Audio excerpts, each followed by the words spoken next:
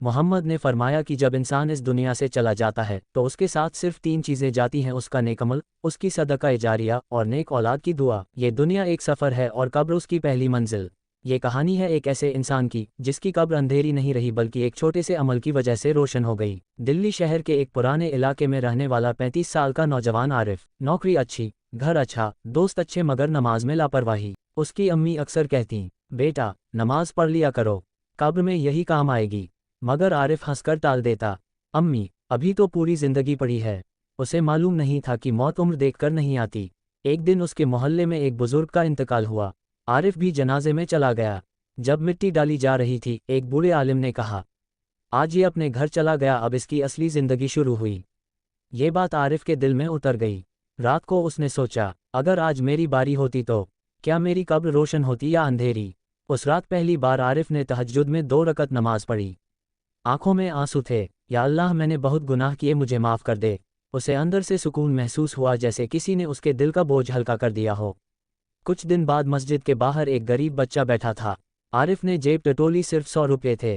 وہ پل بھر رکا، پھر اس نے پورے پیسے اس بچے کو دے دیے۔ بچے نے دعا دی، اللہ آپ کی قبر روشن کرے۔ عارف مسکرا دیا، مگر اسے نہیں پتا تھا کہ یہی دعا اس کی تقدیر لکھ رہی ہے۔ کچھ مہینوں بعد ایک رات کام سے لوٹتے وقت سڑک حادثہ ہوا۔ لوگ اسپتال لے گئے مگر قضا کا وقت آ چکا تھا۔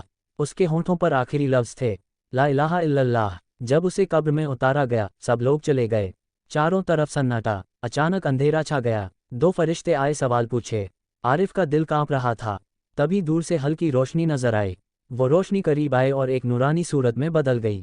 عارف نے پوچھا، آپ کون ہیں؟ جواب ملا، میں تمہارا وہ چھوٹا سا عمل ہوں جو تم نے اللہ کے لیے کیا تھا۔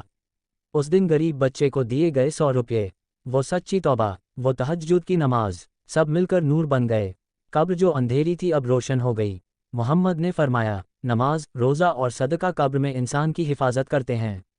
اور ایک اور حدیث میں آتا ہے کہ صدقہ گناہوں کو ایسے بجھا دیتا ہے جیسے پانی آگ کو۔ عارف کی قبر اب جنت کے باغوں میں سے ایک باغ بن گئی۔ خوشبو، ٹھنڈی ہوا اور سکون۔ اسے احساس ہوا، دنیا کی دولت نہیں، چھوٹے چھوٹے سچے عمل کام آتے ہیں۔